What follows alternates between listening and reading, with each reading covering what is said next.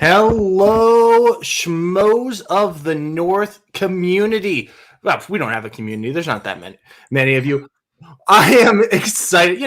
I'm here. I can talk crap about my own channel. We have an amazing night in Schmoedown Night in Canada to talk to you guys about today, and we have two amazing special guests joining us. First of all, Mr.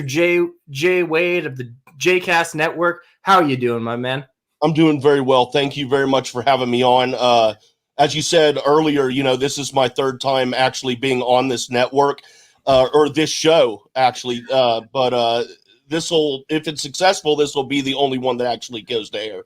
So it's nice to be back for the third time. Thank you for the first appearance, if it makes it. Those other appearances, those were legends. Now we're in Disney canon, all right? Yep. You were off there. Someday, I have those recorded. No, I don't. Why would I lie like that? I don't have those recordings.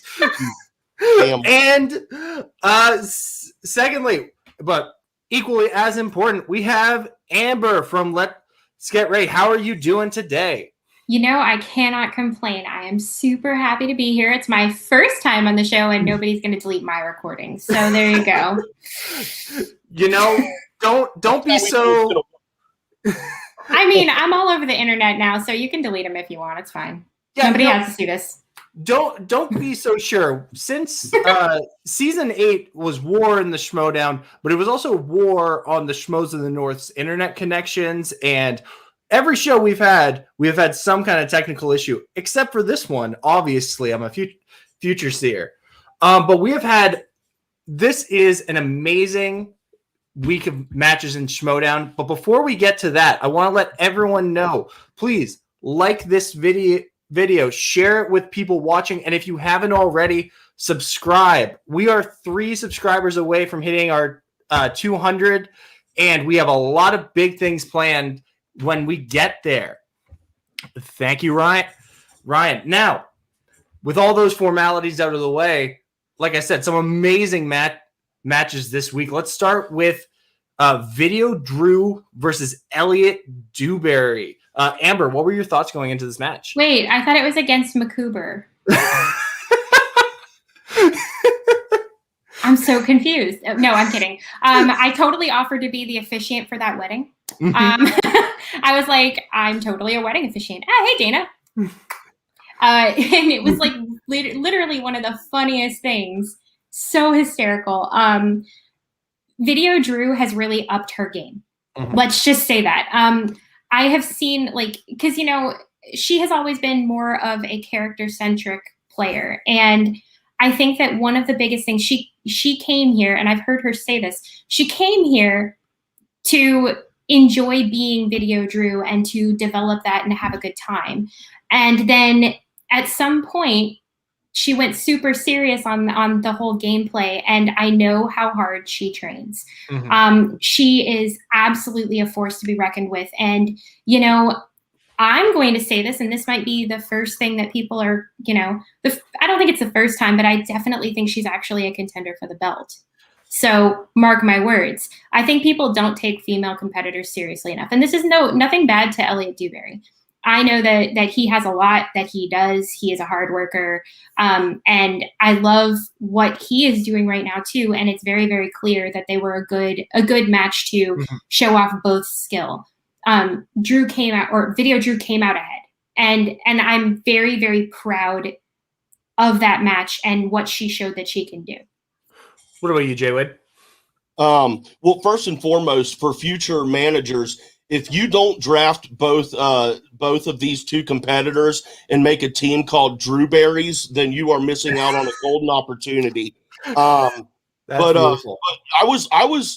I'm a big fan of Video Drews, and I'm a fan of Looney Bin as well, Tom and Drew together. And I saw something completely different in Video Drew in this match than I've ever seen before. Because at one point I'm sitting there and I'm like, I'm trying to figure out if she was in character or not. And then I kind of was thinking, well, if she is in character, then she's doing it elevates it even more. But if she's not in character, then she's obviously in more of the competition mindset. Either way, yes, Drew Berry. But either way, she was dialed in a way I've not seen her dialed in a long time. But that was just an observation I had made, that I couldn't figure out if she was in character. And, you know, which is not a bad thing. I'm just saying I couldn't figure it out, man, because she was playing at a different level than I've seen her play in the past. It kind of threw me off. It was great. And I think that's part of the thing where the best players, whether you look at a Roca or Merle or Clark Wolf, Clark Wolf maybe not the best example because she never really played a character, but when you can't tell if the person is in character or laser focused, that's really when most of these players transcend to the next level, which, to Amber's point, I think Video Drew really has. You started seeing that last year with even her first match against Mark Riley and then that perfect game against Jen Kemp. Video Drew has really stepped it up. This was the most torn I've ever been in a while coming into a match, where Elliot Dewberry and Team Machinima from season 2 is what got me into the Schmoedown. But Video Drew has quickly become one of my favorite competitors, male or female. And I do agree with Amber where oftentimes this community too quickly writes off some of the female not characters, some of the female competitors. But Video Drew is really showing that she has what it takes. And if you had asked me a year ago what Video Drew's strengths are, I would have probably said horror and not much else. But now she is transcended and just really upped her game. I watched her win a King of the Hill rom-com match. So, and I played in that match, went wire to wire, and she won. So I am very proud to say that I am associated with my girl Video Drew. Also, if anybody out there knows me, I'm a total corruption shill. Like, I own the champion shirt. I have stickers everywhere. But I have also become a huge dungeon fan. So it was a really, really hard match for me. But because I went against my love of corruption and my undying, love of Shannon Barney and her whole team, and went for my boy Kaiser and my crew and my sister from another Mr. Drew, or Video Drew. I have to remember. I'm like, Amber, you're on screen. But it's one of those things where I'm like, I had to give props to her because I just knew. My predictions for the Let's Get Ready website literally said Video Drew. I never hesitated. So. Yeah, and what I really also appreciated about once we got into this match was not only was Video Drew just from the beginning making us crack up with, I am very excited to be playing Makuga, and I do. Will you take this, Video Drew, to love and to hold? And I was just like, what's going on? And then Elliot just has such a different spin on it. He's not playing into the bit at all, but at the same time is such like, it's a complementary energy that you don't think is going to go together, like peanut butter and bananas. We are like, those things shouldn't go together, but this weird combination in the match really worked with me. And then obviously you're sprinkling a little Shannon on top of there. That just makes everything better. Oh yeah. And I love the fact that they mess with each other and like they played off of each other so well. And then Shannon plays off of it. Kaiser plays off it. It's so perfect. I love watching the four of them together. Yeah. And then you have the added involvement from, the desk, and it's always just hysterical because none of them know what to make of it. And I'm like, this is beautiful. Please continue. Yeah. I found that Mark and Drew, Video Drew, Mark and Video Drew play well off of each other as well. I've noticed, not just this match, but, last season, I remember, I can't ever remember specifics, but I remember moments that have made me laugh between them and that they have a good chemistry. So that's always fun to see. My favorite thing I've realized is when Ellis just does not know, what do I do with this person? Like whenever he commented a match with Tom, or when Andrew Guy was going 1,000 miles, and Ellis is just like, I don't even know. And it's those like small reactions that have really started to get me. And we've talked a lot about the character work and how well Video Drew did. But something else I really appreciated about this match was how tight it was the entire way. Like being tied in round one, both having pretty comparable round twos, even though I'm sure we can talk about Elliot's PTA. PTA? Yeah, PTA. I always think of parent-teacher interviews Yes. Instead of Paul Thomas Anderson. But pretty comparable round twos. I love this season. We're getting players who are playing people who are seemingly at their same ranking and level and whatnot, and we're getting really tight competitive matches. Agreed. Something very, very important to note is that, last year they had no idea how to work with this entire, look at that. Elliot Dewberry's on Live in the Dark with Video Drew tonight. Just saying. Not a mod for that channel at all. What? Hey. You can shill at the end of the show, ma'am. I mean, what? I would never. Oh no, yes I would. But it was worth it because of the conversation. So I was like, I'm just gonna say that in the comments. Yeah. But the nice part is last year they had, for season 7, they really kind of had a problem with figuring out how to use digital to their advantage. And I think they finally, around the middle of the season when they had the tournaments and they figured things out with that, they went to Twitch to test that out. It worked very well. But, now we're seeing them thriving on digital matches because we're getting 3 main day matches a week plus pay-per-views. We're getting 3 of those a month. It's really hard for a reactor, as you both well know. Like, I don't have any time off. I don't know. Thanks, guys. Thanks for all the content. And then now running an FCL show, I'm like, all right, fine. I'm just going to sleep under my desk. It's cool. I'm just going to move into my office. I already live here anyway. It's cool. But yeah. I got to say, the extra matches and forcing Schmoes in the North to do a lot more of our stuff live, it's given me some extra sleep because I used to have to edit all these episodes together. And it's like, man, this is actually much easier. But at the same time, it's like, fuck, there's so many matches. I got a full-time job, and then this. What's going on with my life? I love it. Even though, this is easily the greatest time to be a Schmoedown fan. I feel like I say that every season, but it's really true. It is true. Sorry, go ahead. Sorry. No, I just want, before we move past, you were saying about the 3 weekly matches and then the 3 pay-per-view matches. Now, when they first announced that there were going to be 3 pay-per-view matches a month, my initial thought was, are we going to get, or not we, but me personally, because I can speak for myself, am I going to get overwhelmed? Like, is that going to be too much?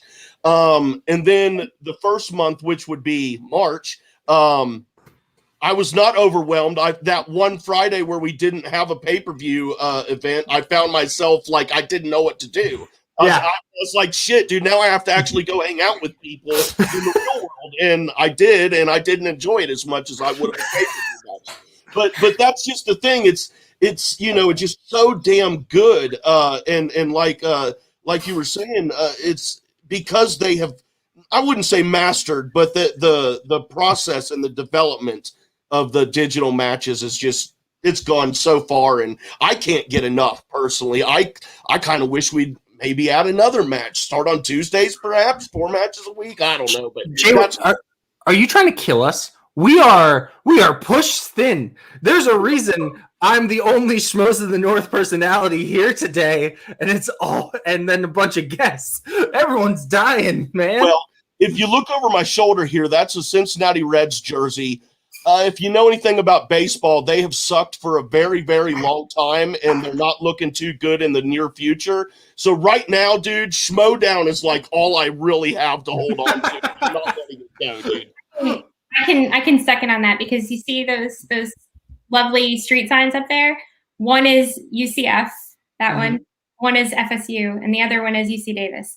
And I mean, UC Davis is playing football right now, but I mean, UCF, we've had a couple rough seasons after our national champion season, and then FSU is just like, whatever. Are we playing football? I'm like, oh, it's fine. And if you look behind me, it's a bunch of nerd shit. Oh, the rest of my office is all nerd shit everywhere, nerd shit everywhere. But the 2 walls are dedicated to UCF and UC Davis, so I'm like, it's fine. But like, there's As you can see, there's Oogie Boogie over there. There's Game of Thrones stuff. I'm fine. I have it cross covered. We're good. Yeah. So as we'll get back into the match. So with Elliot Dewberry and Video Drew's round twos, Drew takes 90s and Elliot takes Paul Thomas Anderson. Is there anything there that speaks out to either one of you guys? Jwade, you go first. I like that because I don't have much to say on that. I am a sports fan. I'm more of a fan of competition, period.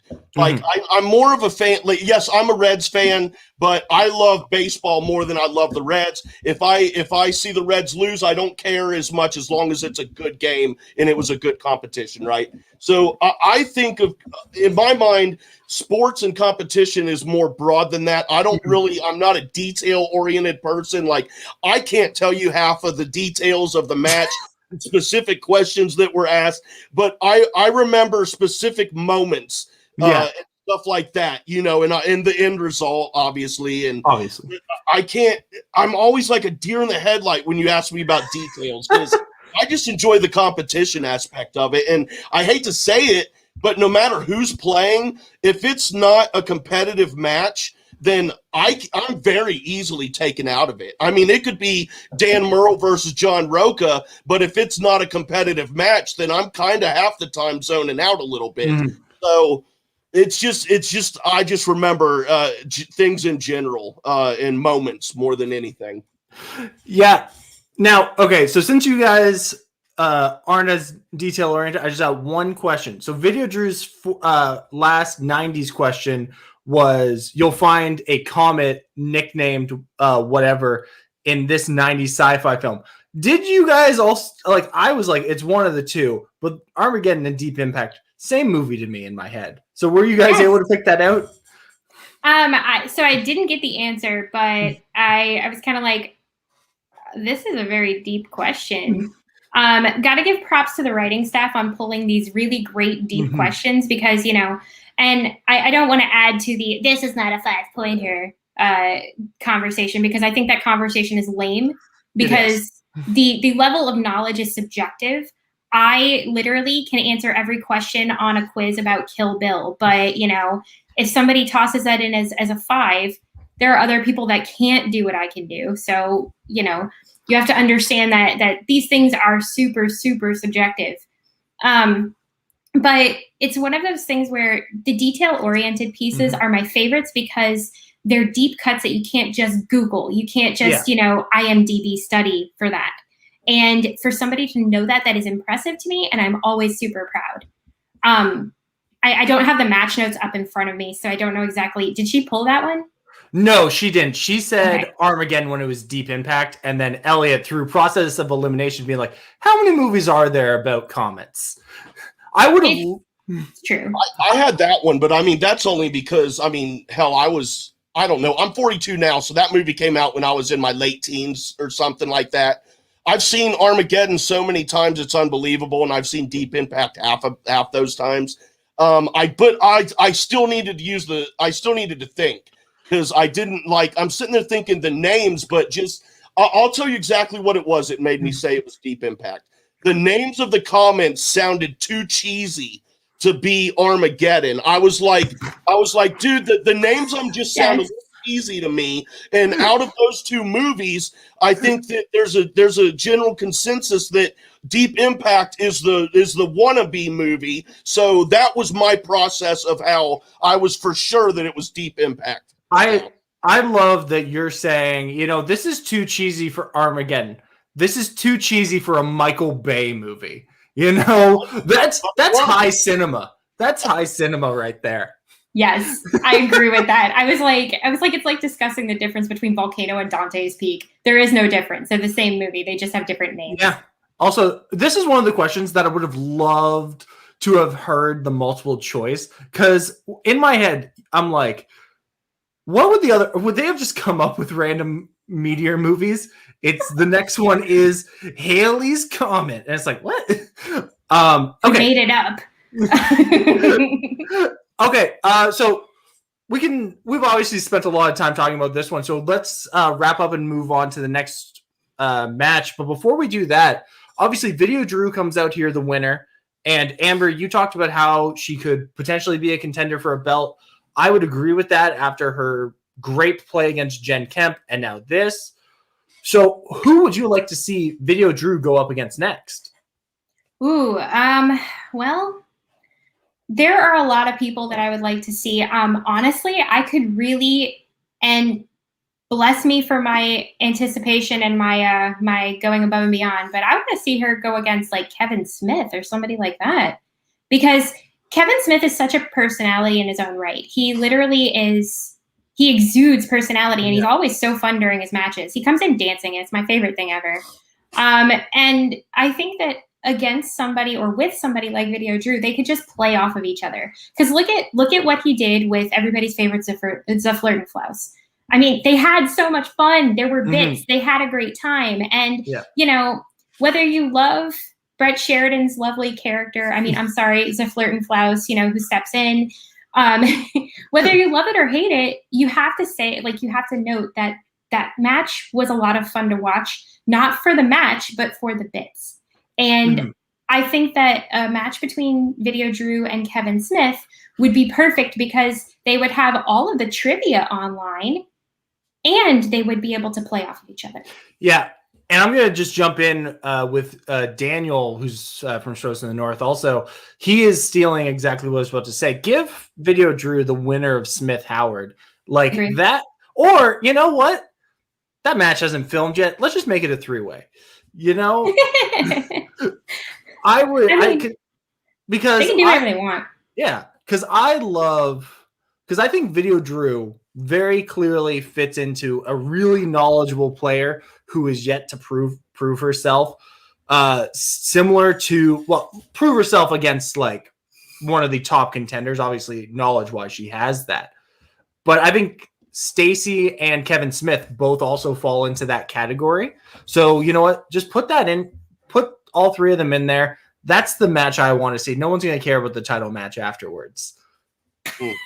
I was laughing at that comment already. I was like, oh, no. Yeah, you know what, guys? No. Hey, things slip out sometimes. It's, you know, COVID's been a hell of a year. We're listening to, I'm like that, though. I just need to stop, take my mind out of that mode. But I think, dude, here's an interesting thing. You guys are looking at it like, who should Video Drew take next? Like, who should she take on next?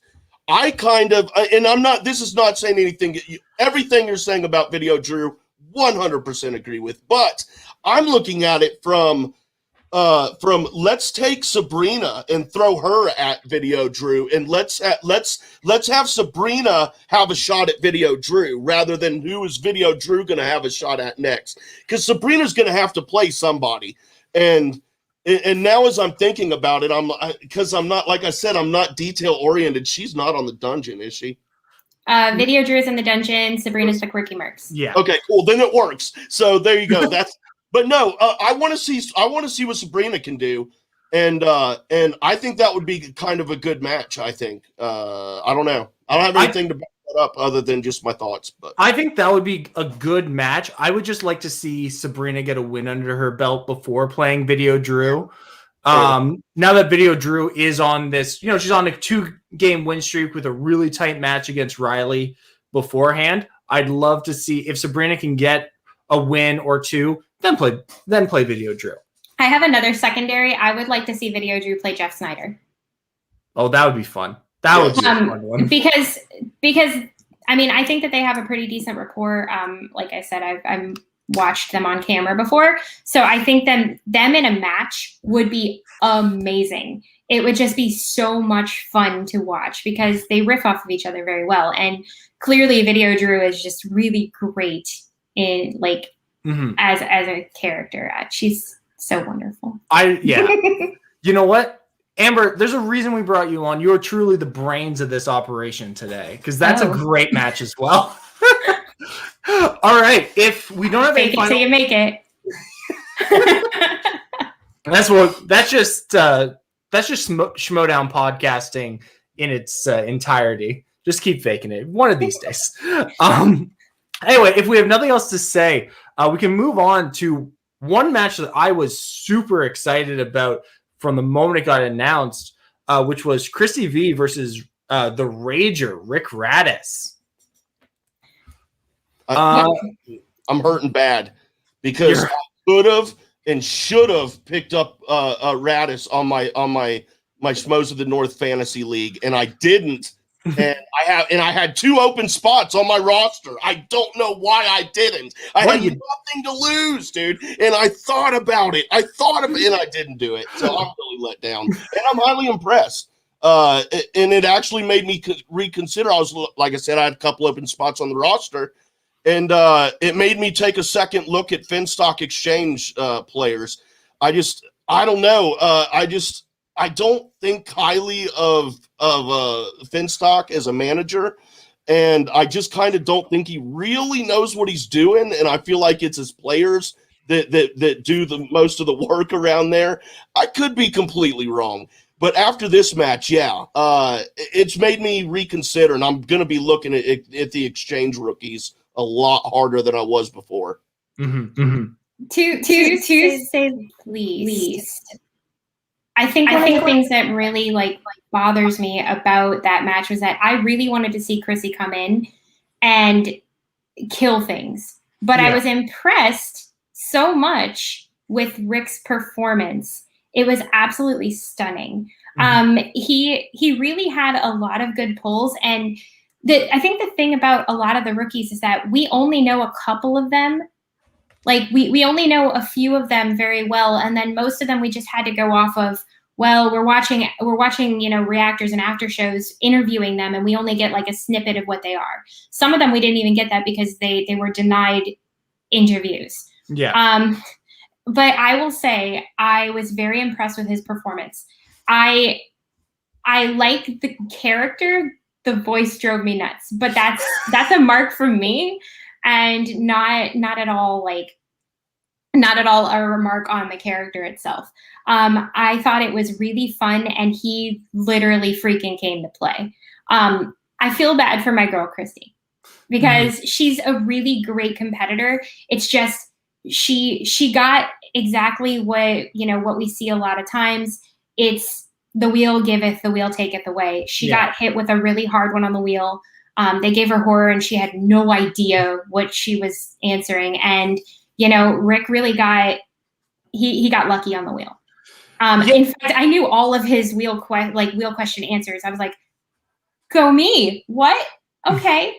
I didn't know I knew Jennifer Lopez that well, but I guess because I am a 37-year-old female in this world, I guess I know things. It's just, I'm impressed by the caliber, and I like seeing these rookies come out and play like they've been here forever. And I don't want to see them get dropped down, even though I would get to interview them on my show. I mean, I guess there's silver linings, I suppose. But you don't ever want to see somebody new lose. And the sad part about matches is that somebody's gonna win, somebody's gonna lose. It was a good match, but it was a rough match for me because I really wanted to see her win. So I love you, Christy, wherever you are. Yeah, this was another really interesting match for me, where we did a lot of rookie spotlights before, and we had both Rager and Chrissy on our show, and they both really impressed me, and especially Radis's character work. He's probably, with the exception of Brother Loomis, he's probably the rookie that was the most hyped up coming into this season. And I gotta say, I was thoroughly impressed. A lot of people are talking about he's I think David Campbell said it on our show. He's like the love child of Tom Dagnino and Kate's bad accent from last season. Oh. But to me, when he was in character and leaning back with the sunglasses, I was just like, if you told me that this guy had taken the mind of Team Action Ben Bateman, I would have believed you, because even the laugh, it reminds me so much of that I forget, was it the Nerds Watch interview where they started off being nice and then we're like, and he just gave me so much of that classic team action vibe that I had been missing. And I want to talk to Jwade a second about Finstock as a manager. I've said it plenty of times on this show. I think Tom is the manager you want in your corner when you're winning. He is the perfect hype man to push you across the finish line and say, no, we're up by a touchdown and a field goal right now. That is not a reason to rest on our laurels. You step down, you go for the throat, as opposed to other people who are just going to be like, yeah, you're doing great. We're winning. He's not so much of he's not a manager who is going to elevate you like a Roxy, who's going to give you a kick in the ass to push you to do better. So I thought him in this moment, in a really competitive match where even in round one, it was back and forth. It started off with Rick getting a couple questions on Chrissy, and then he misses a couple. She goes up. They end the round with him up. This was another match where I'm just like, this is a great. I don't know what crystal ball Harloff has that's showing how these matches are going to turn out, but he's just been knocking it out of the park by lining up the rookies perfectly to show off their skills. Even though I agree with you, Amber, about it sucks with the wheel. I think that the confidence and the play that we saw in Chrissy shows she'll definitely be back, because there was never a moment like we've seen in past seasons with rookies where they say, this is not my category. What am I doing? She still looked like she was digging for those answers, which I liked. I'm going to make a point about the wheel since there was contention in the chat, and I'm going to make this very clear. Doesn't matter if the wheel spins to your advantage or not. The wheel giveth, the wheel taketh away. It is all down to luck or not luck. Chrissy got opponent's choice. She got hit with horror. She didn't know horror as well as anybody else could have. They knew her advantage. We haven't seen the Rager in a match. We have seen Chrissy if you watch the fan leagues. So there was a capitalization that couldn't have been done on the other end. Yeah. So even if he spins opponent's choice, nobody really knows what his strengths or weaknesses are. So they could have given him something, but it is not to anybody's advantage to say, oh, well, it's strategy with the wheel. It's luck. You get lucky with rolling things, and then you use strategy when you end up on the other side of that spin. Yeah. So I will debate that, and I will die on this hill like General Custer. Don't play with me. The only person who's ever been able to successfully avoid wheel bad luck is Drew McQueenie. That's the only person who's ever had the golden arm. Like, how many times in a row was he hitting 70s or Oscars? Every single match that Above the Line was in, I think. But I totally agree with that. And it was an interesting wheel. I don't have it up in front of me, but I remember looking at it and saying, there's a lot of broad categories on here. So I would have been very interested to see if it was reversed, how. Because I agree. I also, despite, I'm not, I'm not a huge J-Lo fan, but I also knew all those J-Lo questions. I'm not either. I was like, why I know all these. It's hard. And I think it's mostly just from pop culture, where it's one of those things so in the zeitgeist that you just know the movie. Like, I've never seen Gigli, but immediately I was like, Ben Affleck's in that movie. People hate. I got paid to watch Gigli a long time ago in a world that I don't live in anymore, where I was a projectionist, and yeah. Ooh, I'm glad I got paid for that, because I would never watch it otherwise. That's the only reason that movie made money. I have no desire, so. I did want to say one thing about Radiss's character, though. I was getting some heavy Dennis Leary vibes with a little bit of Jim Carrey voice and a couple of facial expressions peppered in there. Maybe that was just me, but that was my impression. Yeah, I loved it. He did great. I love when players can do great character work and bring the A game. It's just so awesome. It is. And again, that's another thing like Video Drew, where you're looking and you're saying, can you, because this used to be a problem for Dan Murrell, where he could play the game really well, but he couldn't be in character. You see the one really bad match he had in classic Dan Murrell mode was the one where he comes out, he's smashing the sunglasses and everything. He's doing all this like heel work, and then he goes out and does not perform as well. We're in a new range, I think, where you see people like Rick or Chrissy who have been fans of this show for so long that they're able to play the game as well as playing characters. Also, someone out there, go make a dummy account. Be the 200th subscriber to Schmoes of the North. I don't care how we get there. Dude, let me text my mom. Oh, hey. Hi, Lou. Oh, look. I see that the PJ Campbell Network has come in and saved the day. Oh, thank you. My brethren. Nice. Thank you so much to everyone who has subscribed and been with us on this journey. I love that we only ever hit milestones while we have things to talk about. We hit 100 during the Smash-a-thon. Now we're hitting 200, where we have two of the greatest guests in the history of Schmoes of the North ever here. You know, if you guys haven't subscribed, go ahead. Maybe you guys subscribe. That'd be cool. But thank you so much. We want to bring even more better content for you guys coming forward. And we have a lot of great show ideas and things coming down in the near future. Perfect. All right. Oh, All right. I'm going to unsubscribe. Oh, cool. Same. I did it. It's done. I want to be on that episode, please. If there's any like that was a twist.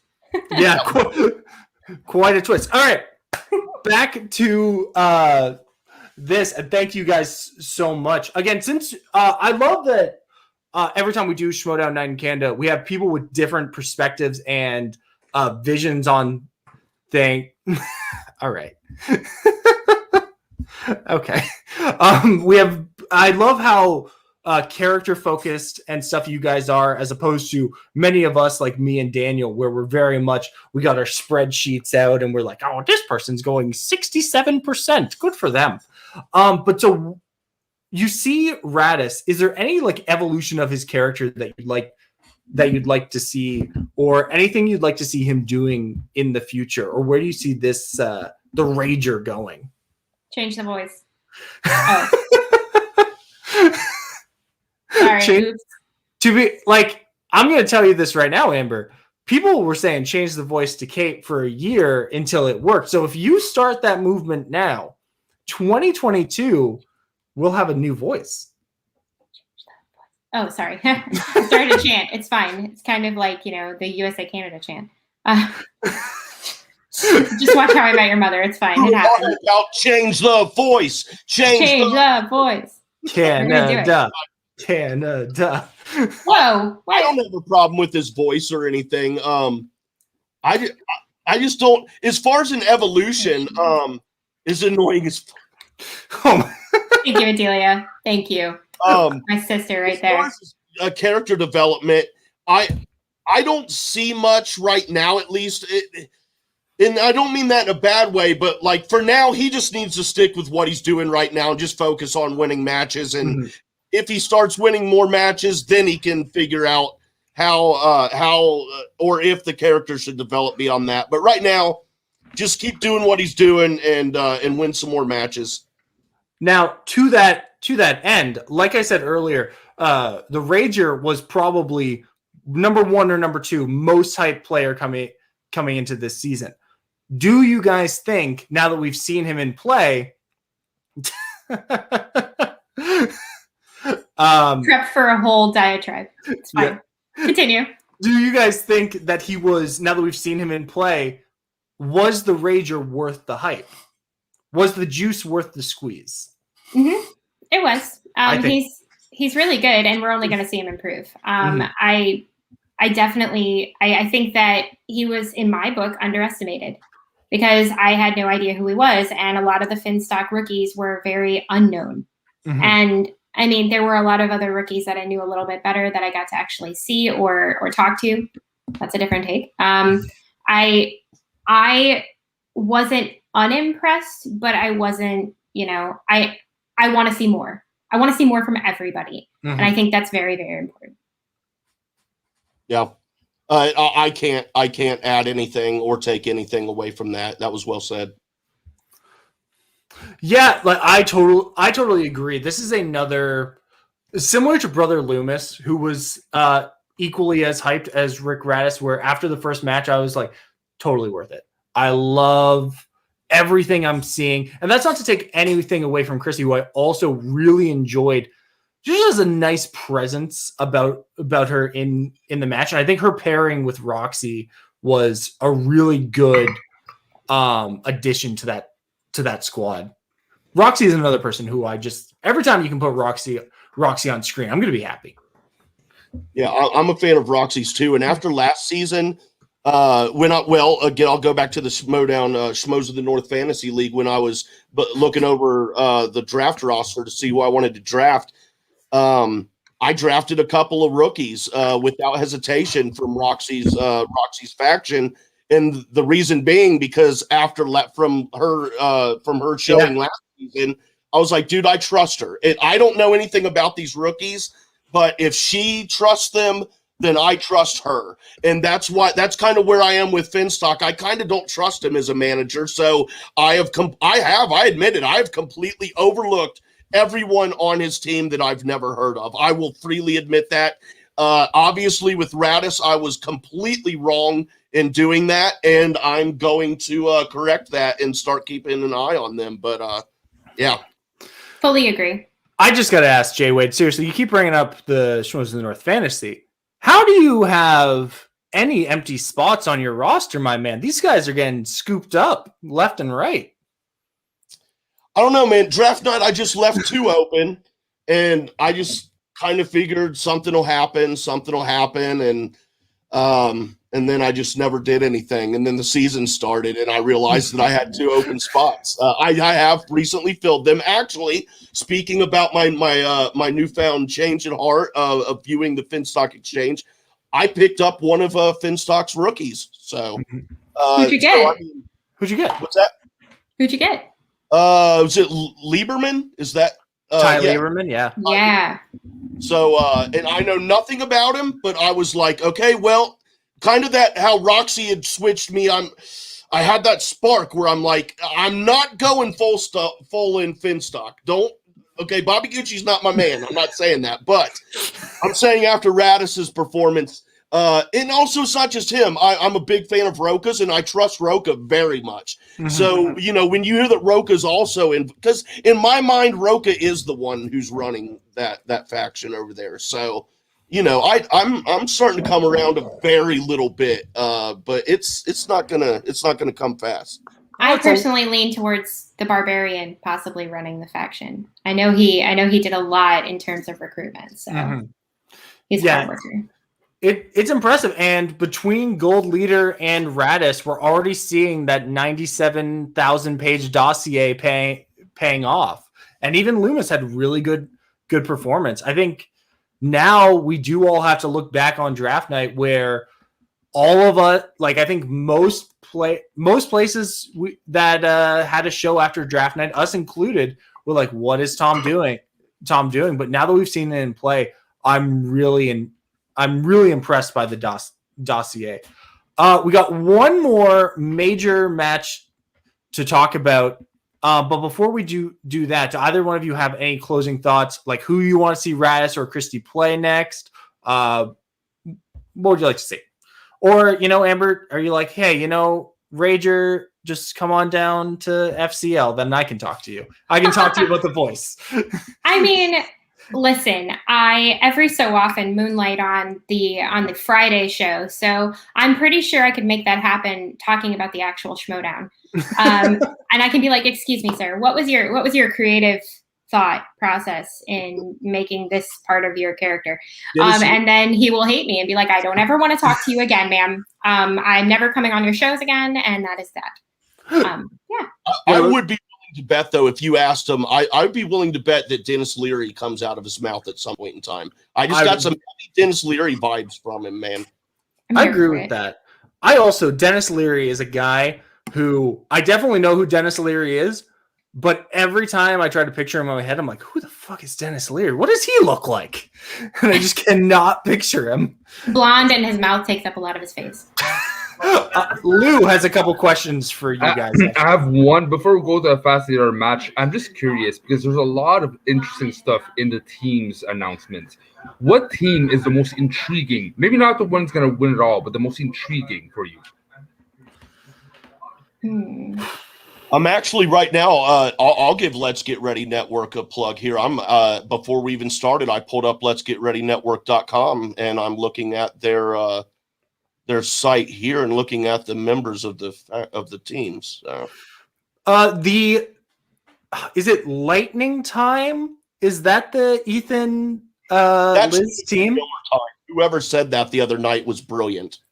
Straight up, I'm going to go ahead and give Adelia Chamberlain props because that is her work. That website is all done by her, and she is the queen that holds our entire operation together. Don't play for a moment. We would be nothing without her. I love you, sis. You guys are much more supportive than us over at Schmoes in the North, where it's a lot of this guy doesn't do anything. Have you met Ferris? You know, asking. I have not had the pleasure yet, but I've seen the show. I love him, but we all argue, and it's great and it's fun. We are a big family, but with any family, there is a little bit of dysfunction. Exactly. What about Danny thinks he's president, so it's fine. I think I've got a hot take on this one. Because I'll say right now, man, I'm actually very, very, very surprised by Rushmore, the teaming up of Roka and JTE. I'm not knocking JTE at all. I do not see this. I don't understand. Like when I think about this pairing up in my head, I just don't get it, man. It just don't make sense to me. That's the most interesting team in my opinion because I can't wrap my head around it. Hopefully they prove me wrong. But I just don't. It's not. They're both good players. I'll just say it. Roka's a great player. I think JT's a good player. But the point is that I just don't think they will complement each other very well. I know nothing though. I know nothing, Jon Snow. I just sit in the background and all I know is what I see and what I hear. So, but my initial thoughts are just that just. Roka doesn't seem like a good fit for JTE, and JT doesn't seem like a good fit for Roka. But hopefully they prove me wrong. I mean, yeah, I know that there's a lot. I mean, I'm always excited to see Deception doing anything because I think that Collins and McKee are quality players. Obviously, with Collins as our champ right now, I know that he has the breadth of knowledge. I'm excited to see what he can do. I'm also excited about Lightning Time, which I read that the great beast himself, William the Beast Bibiani, said that they should have been called 1.21 gigawatts because it was a missed opportunity. So I just didn't think about that. If I'm going to be honest, that does not fit on a mug. You cannot sell that team's merch. It's too many syllables. You can't start a chant with one. There are more syllables. There's more words in Lightning Time, so don't play with me. I'm dyslexic. I don't know what a syllable is. I'm dyslexic. Is this right? No, it's less. Hold on. I am too. Don't worry. Lightning Time, and then and then what was the other one? Well, 1.21 gigawatts. 1.21 gigawatts. So it would be 1.21, so the numbers. Well, but if you say it out loud, if you speak it, then that adds more. If the verbiage is less on the mug. I don't know what's going on. Lou came on for 30 seconds And what is the show now? We're talking about syllables? This is my worst nightmare. Lou's like, I broke it.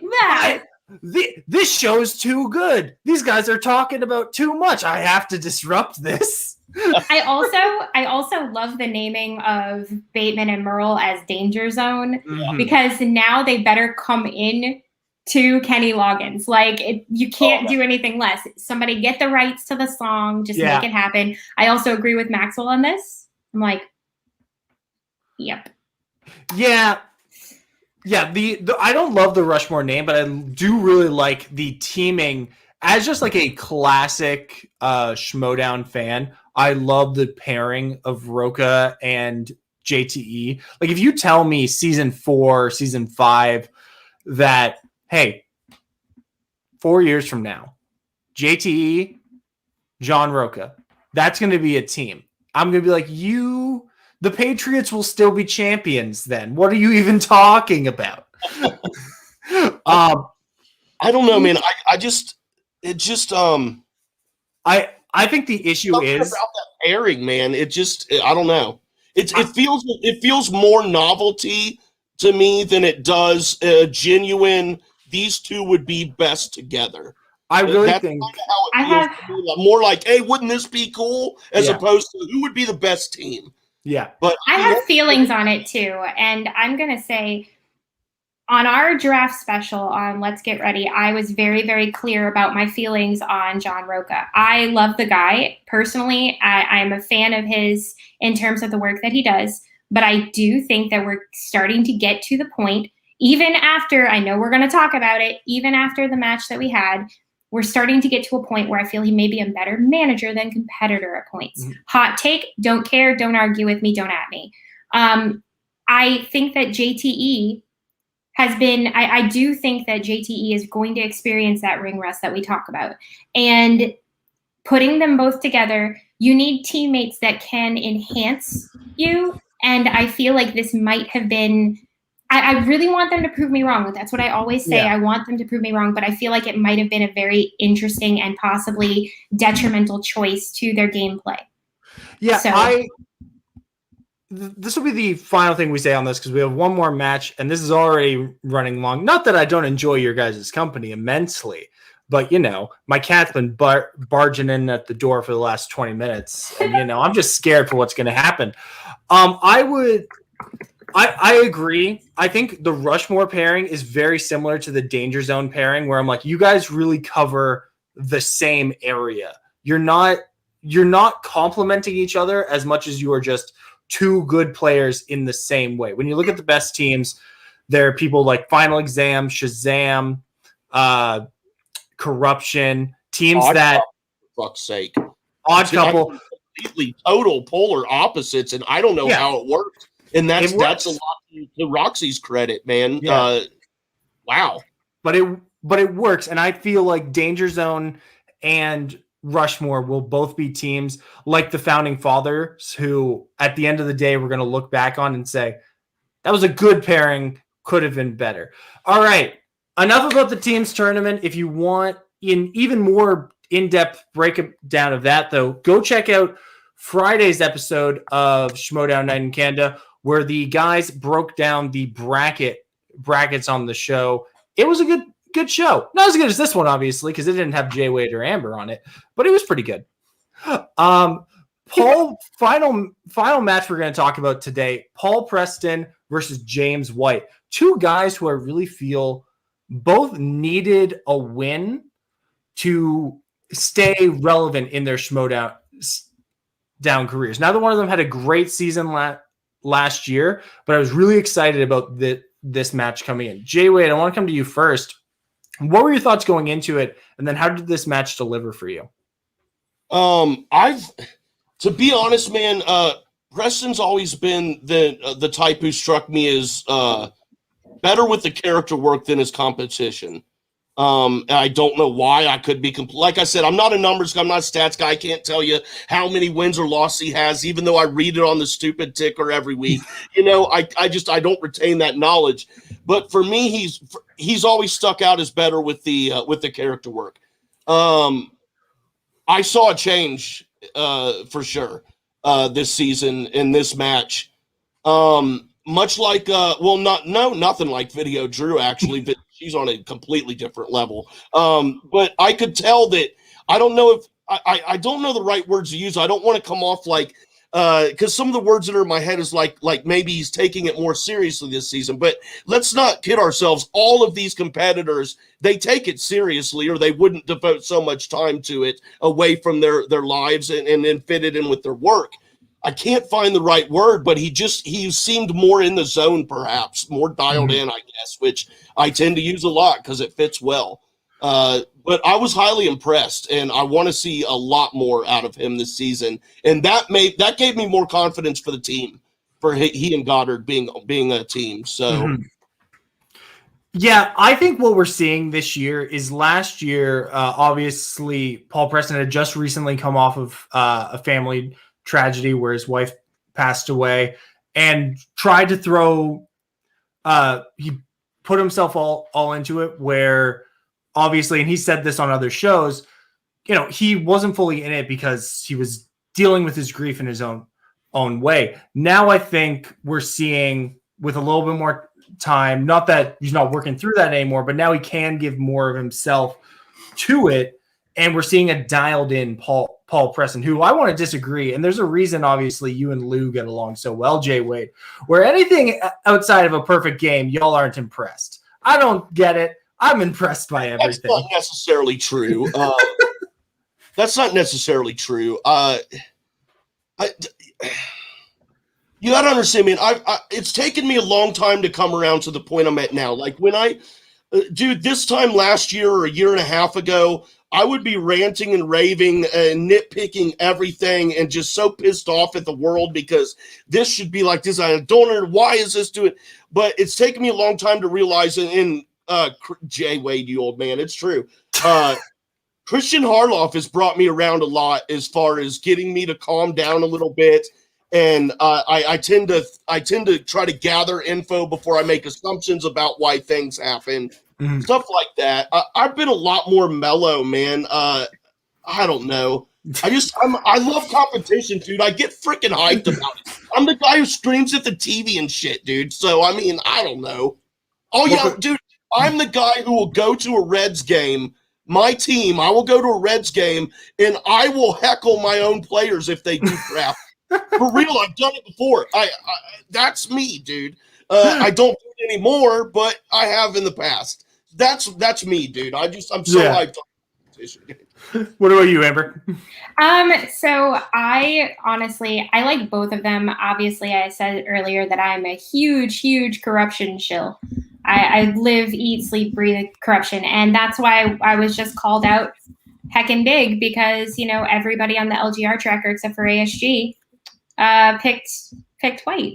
So I know my life. I love Paul Preston. I think that he performed amazingly. I also know what James is capable of. And I think Maxwell said it best in the comments. James played a great match. He took him toe to toe the whole time. He had some bad luck at the end. I got his 5 and he didn't. And it made me sad because I was like, oh, no. Yeah. It's one of those things. I think that he did encounter some bad luck at the end. I think he's a great competitor. But it was one of those matches where they literally are evenly matched and it was going to be like toe to toe. You have no idea who's going to win that kind of match. It's a rough one. So yeah, I'm happy with the outcome. I love Paul. I think he's great. I think he needs to wear his Wimbledon hat more. Yes. I love that movie. It's just like another movie I got paid to watch. But it's one of those things where it made me sad to see James not win, primarily because we have a huge Florida connection. He's a Gator, I'm a Knight, and we razz each other over football all the time. But he's a good guy, and he deserves more from that. And I want to see, just like a lot of other competitors where, you don't see the match outcomes equal up to what they can do. I think that's what happens to James. And it makes me sad. Yeah. I think James is on a very similar career trajectory right now as early days Video Drew, where she played really well in that first match against the kid, and then I forget who she played next, but again, just couldn't quite seal the deal. But you're playing really well, and people are loving your character. And I think the pairing of James White and Shannon, you know what? I think I'd just say that about anyone and Shannon, because I think she's a fantastic manager. But James is a guy who, if we remember last year, he went like first to Burnett overall, or second overall to Burnett, and then gets traded around, never quite given the shot, and then takes William Bibiani to the limit. And now he's playing Paul Preston, a guy who, since the Movie Guys team, has impressed me. I'm with Amber, where this was one of those matches where I was like, could we just go 50 questions into sudden death and Mark and Christian say, all right, both of you win. This is fine. There's no winner here. No. Because I just didn't want to see either one of these guys, because I didn't want to see either one of these guys get a loss on their record. And I know, obviously, for sports reasons, and I'm with you. Yeah, I don't care if that match takes 24 hours, dude. You go until someone wins. Yeah. That's what I like about baseball. That's why baseball is my jam, dude. It's the only sport where you're not playing against the clock. You're actually playing against other people. Mm-hmm. And I just, dude, especially in trivia type stuff. Man, you got to let that play out. Obviously, I'm joking, because I'm more invested. Jump through this up into Canada, like, Hey, borders are closed. You don't come up here. You don't come in here. Doesn't like me anyway. There's a red flag by my name for life. That's a true story. But. Anyway, James and so they played very competitively, getting all their points in the first round. Rare double perfect rounds, which I love to see. Amazing play for both of them in the second round, having to take 70s for James White. Love the little jab about, I think Paul Preston was in college in the 70s, which I'm like, and then Chris throwing in the Roca was for sure. So that's what I really love about now that we have so many established characters, you get to see that kind of it's now becoming self-referential in a way that I really love, which usually you don't get outside of like a Sam Levine match. But I love that now everyone's just taking it. We are running long here, so I am gonna ask, just, is there anything that stood out to you guys about the James White Paul Preston match that you really wanted to touch on?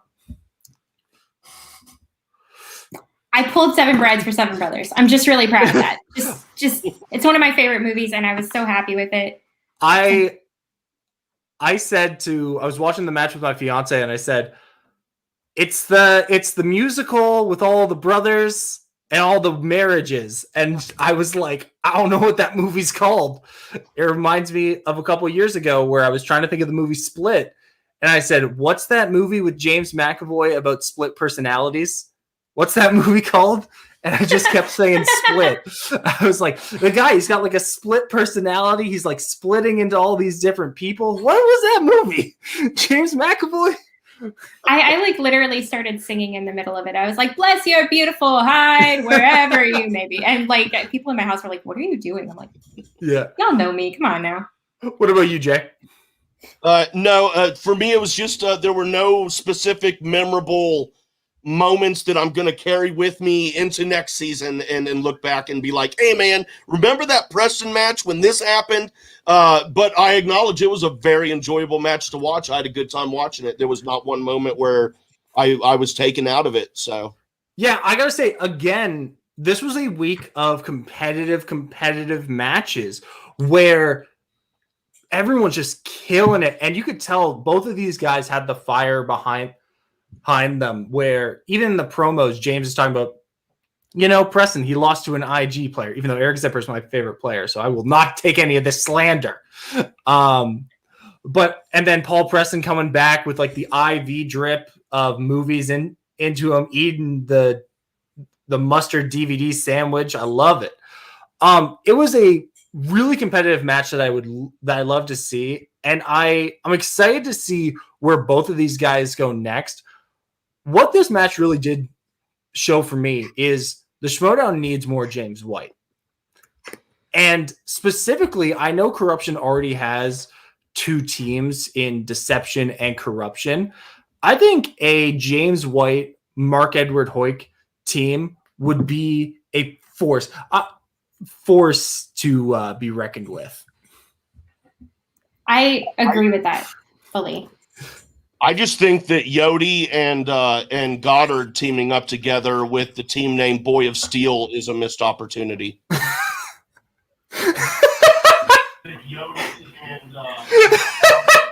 There he is. Frenchie, that's how I feel, man. You know that is. You are like an old man repeating the same goddamn joke every goddamn episode. That is probably the 20th time I've used that joke. But first time on this channel, so exactly. it's the only one that counts. It's the only one that counts to me. Know your life. These people never. They probably never before. They've never heard my great, wonderful, amazing joke. What is this team up? It's the first time for me. There you go. Lou, if you're gonna shadow produce. Don't just keep popping up. Get out of here. I gotta wrap up. It's the first time for me. I also have admin power, Lou, so I can unmute myself. Well, you're too slow to do it. I can kick him out if I really want to. Anyway, so fantastic match, guys. Thank you so much for coming on Schmoedown 9 in Canada. We loved having both of you on, and I hope it's not the last time, because this was probably one of the more fun episodes that we've had in a long time. Not that all our episodes aren't fun. Guys, go back. There's only like 60 of them. If you hit play now on the playlist, you'll be done in a couple weeks. You don't got anything to do. By the next time I show up, I'll know everything. I'll be like, my episode was the best. Awesome. You know, it was only on because Amber was on that episode, and there was no way it was going to mess up for her. So, Amber, that's great. You say that now, but you're going to jinx me for the future. I've already messed up once today on camera. It's fine. Speaking of messing up on camera, Amber, since I went to Jwade first earlier, going to come to you now. Where can the people find you online? I have a long list. Are you ready? Oh my God. Yes, please. Go ahead. You can't see it currently because it's under the banner. However, my wonderful, my name is Takara Kanashi on Twitter. I'll put it in the chat for you. Watch this. Takara Kanashi. If I can spell, that's cool. That is how to find me. I'm not only on Twitter, I'm on Instagram, Stereo, Letterboxd, Twitch, and sometimes maybe I might create something where you can give me money like a Patreon. I am mostly on the Let's Get Ready network. That is my home. That is my place. I am the co-host of The Gold Standard with our buddy Andrew ASG. We talk about the FCL, the First Class League. We have an interview coming up with David Campbell. We talked to Paul Denuzio last week. This week, we're going to be talking to Abby Corinne right after her first match. So we got both of the first match competitors, 2 of them of the 4, on our show this week. So please definitely tune in. It'll be 10 p.m. Eastern Standard, 7 Pacific this week, this Tuesday. I also do LGR reviews. This time it's Falcon and the Winter Soldier. That episode just dropped this morning. Episode 2, it's me, Danny, and a surprise Adelia. Her first time on camera officially with the Let's Get Ready Network. And it's not going to be the last time because guess what? We have another show too. It's called The Night Sisters. It's me, Bador, and Adelia. And we're going from stereo, where we were going to, play it safe, to Twitch very soon. So one of these days it's going to happen again. It's kind of on hiatus for reasons. I am also a member of the squad over at the PJ Campbell Network, which, gotta love my peeps, PJ, Max, etc., Sean, Sully. I love my crew. They just celebrated 1 year. There was a 5-hour stream the other night. If you can find it, go watch it. It's hysterical. Delia's still freaking out about it. No, you're not. It's fine. You're good. You're great on camera. Shh. And then I hang out again with Adelia and Danny over at Video Drew's Network. I am a mod for her. I basically do what I did here and derail everything constantly. It can be seen in the chat for Cinema Bias last night. consistently. I made up a John Lynch, or I made up a movie about a man who named John Lynch. There is no such person, but it's fine. So yes, that's all the places you can find me. And I also cameo all over the internet. So hit me. Don't worry about derailing when you come to Schmoes of the North. This bus has no tracks. Train, shit. I mean, there is no path. Logical closure points be damned. Everybody's screwed. Yay, perfect. Jwade, where can the people find you? I know you got a list as well, my man. It's not too long. Y'all can find me at Jwade1134 on the Twitter and on Stereo. Also at the Jcast network on Twitter and also Stereo. The flagship show over there, well, right now the only show, is speaking of Schmoedown. It's a sports talk show devoted to the Schmoedown, and we go live every Saturday from 2:30 p.m. Eastern time to 4 p.m. And that is it's on YouTube as well as live streamed to Stereo. And so let me make this clear, guys. You get the full crew on Stereo. You listen on Stereo. You got the 3 or 4 crew members, the one guest, everybody's on there. You can leave your comments and we'll play them on the show. And then here in May, when the Bad Batch comes out, I got a Star Wars show coming up. Going to have a great crew on there and announce that here is coming up sometime soon. And I am also on a Bachelor show called Go Get That Rose, which will also be moving to the Jcast network.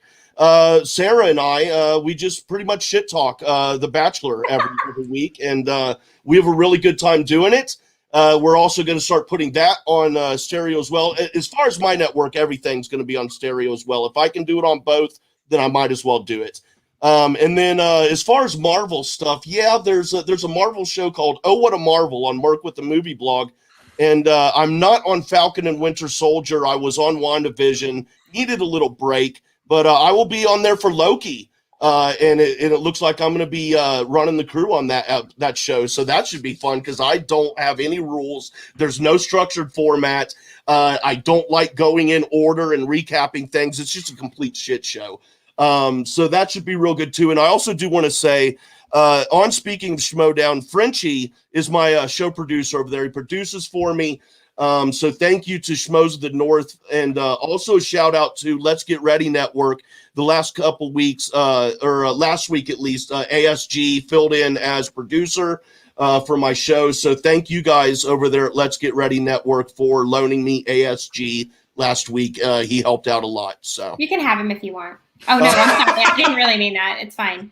I need a co-host. Never mind. I like him, but I don't like him that much. He's got some really weird ideas, and he tried to say that the Schmoedown should do a March Madness style tournament, and that's no.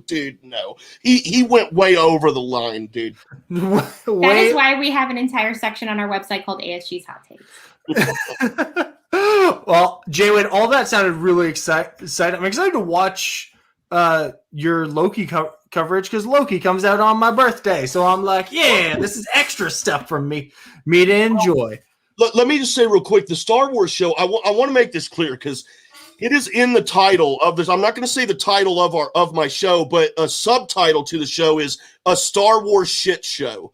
So, I mean, this is not like I have nothing against review shows and recap shows. I just don't personally enjoy doing that, first this happened and then this happened, and we're not going to talk about what happened at the end. In my mind, if you're watching this show, you've already watched the episode. Yeah. So we're just going to sit in the living room and shoot the shit about it like regular human beings. And I do not want it to be too serious. I love getting off the rails. And with that, I'm going to shut up now because I know Frenchie's back there going. He's like, I got to take a shit, guys. I got to get going. Lou, I told you, if you're going to produce. You don't get to be seen. Anyway. My kind of producer. For me, guess what? As I've always said, my Twitter, terrible follow. You don't even need to know what it is. What you need to know is follow Schmoes of the North on Twitter at Northern Schmoes. Join our Facebook group at Schmoes of the North on Facebook. Subscribe to us on YouTube like so many of you have, but not enough of you. Honestly, 10 million I'd settle for. That'd be enough. But thank you for everyone for getting us to 200 subscribers. We actually just launched last week, Jwade talking about just a random No Structure Show. Me and Soda, another co-host here, launched a new show, Canadian Comic Book Club, where we are just two comic book nerds talking about the comic book world and all kinds of random shit like that. We talked about the Snyder Cut, and you would have loved it, Jwade. We're like 5 seconds in, this is the end of it. And then about an hour in, we're like, this is how it started. So it was just an off the rails, two geeky Canadians talking about it. You can find that bi-monthly. We haven't really worked that out yet. But there's lots of great stuff coming from Schmoedown Night in Canada. Northern consultations with your favorite competitors will be coming back soon. And a million other shows that we have planned. So from all of us at Schmoes in the North and Jwade and Amber, have a good night, guys. Not Lou. Lou doesn't say that.